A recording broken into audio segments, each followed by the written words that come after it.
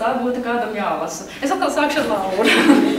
Tā pamata ideja ir par to, ka, lai cik drūma būtu tā mūsu šobrīd redzamā nākotne, kad būs pavisam traki liekas, ka nemaz tik slikti nav un vienkārši ir jāprot atrast to gaismas stariņu.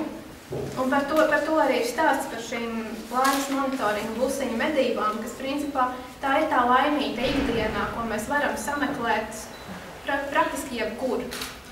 Un es domāju, tāpēc arī būtu vērts izlasīt, jo tiešām iemācīties atrast šos mazos prieciņus ikdienas situācijās, kas palīdz, tā teikt, nezaudēt galvu un nepakļauties tam drūmumam, kas ir apkārt. Mana grāmata ir par pavisam parastu meiteni, kurai ir aktuāls tādas lietas kā moderni tērpi, labākā draudzene, visu sīkumu aprunāšana ar šo labāko draudzeni. Protams, ka bojuši ir pirmā mīlestība, viss, kas ir tik aktuāli, nākotnes izredzes darbs. Un protams, tas viss notiek nākotnes pilsētā, un es uzskatu, ka, lai kāds būtu tas fons, ka cilvēku tās kaislības un vājības, ka viņas nemainās, ka mēs visi vienmēr paliekam tādi paši. Ar savu grāmatu es vēlējos pateikt to, ka tas, kā tu redzi pasauli, tas nenozīmē, ka tā tiešām ir. Un ne viss, kas tev ir iebarots un pateikts bērnībā, to, ko tev stāsta vecāki, tas nenozīmē, ka tā ir patiesība. Un tas arī atklājas digitālā neaizmirslīšu laukā, kad meitene uzzina, kāda patiesībā ir viņas pilsēta, ka tā nav tik gaiša, ka tā nav tik droša, kā viņai sākumā ir šķitis. Kas ir digitāla neaizmirslīšu lauks? Mājas pagalmā izbūvēta datorprogramma, ja tā to var nosaukt, kur mazā galvenā varone, kad būtu maziņa, viņa tur spēlējās, un šī datorprogramma, kurā spēlējas, ir bērnu pats. Tā kā bērnu izklaidēšanai. Dziesma tiks atcerēta, kā jau Bārbela teica, par ļoti šim pasākumam. Dziesmas ideja ir par nākotni un nākotnes cilvēku, par to, kāds cilvēks būs pēc 100, pēc 200, jūs nosauciet skaitu gadiem.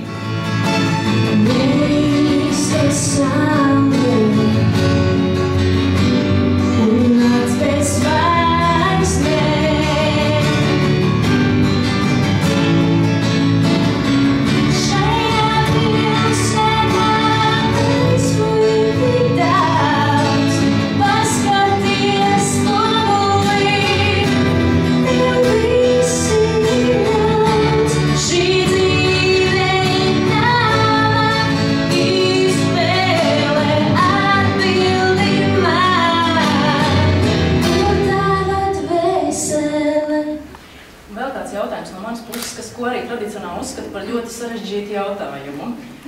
Kā pie tevis atnāk ideja? Digitālā neaizmirslīšu lauka ideja pie manis atnāca sapnī, pavisam godīgi, es tiešām nosapņoju. Protams, ne jau viss stāstā, uzreiz ir pietilties un pierakstīt. Nē, bet tieši ainu, kurā jauneklis lido ar dēli, un tad tajā manā grāmatā ir tāda aina, kur arī viens no galvenajiem varoņiem tad lido ar lidēli. Tad vienkārši šo ainu ieraudzīju, es no rīta pamodos to pierakstīju, un tad kaut kā tas viss pamazām apauga ar vēl vairāk tehnoloģiskām niansēm un jauninājumiem, un beidzot radās visa pilsēta, un tad tikai atlika sameklēt galvenās varoņus un aiziet. Es praktiski visas tās idejas nosapņoju. Un šoreiz arī bija tāpat. Es atceros, ka es pamodos 4 naktī. No ļoti spilgta sapņa, kurā 2 komandas vajāja mistisku busiņu. Man tajā brīdī jau bija skaidrs, kas tas par busiņu, kas viņu vada.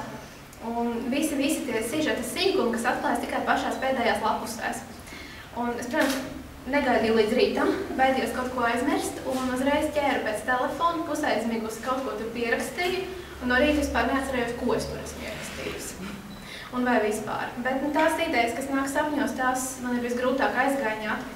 Un, lai gan tajā brīdī es biju gatavojusies pabeigt vienu citu jau agrāk iesāktu darbu, man nekas cits neatlika, kā to pārcelt vēl tālāk un ķerties pie laimes monitoringa, ko arī vienā piegājienā uzrakstīju.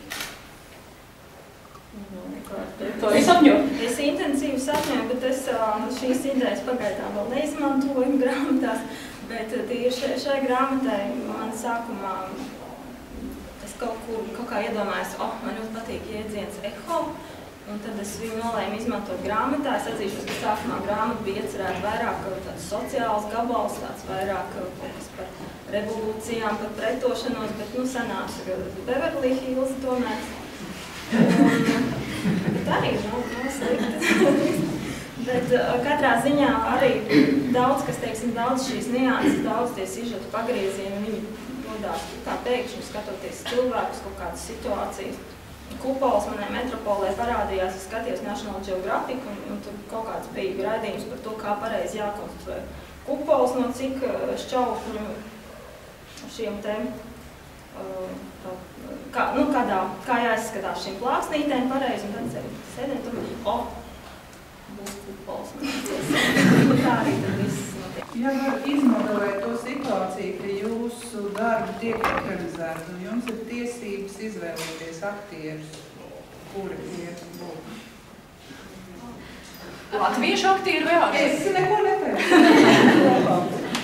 Džonijs Depps, jebkurā lomā. Sieviešu lomā.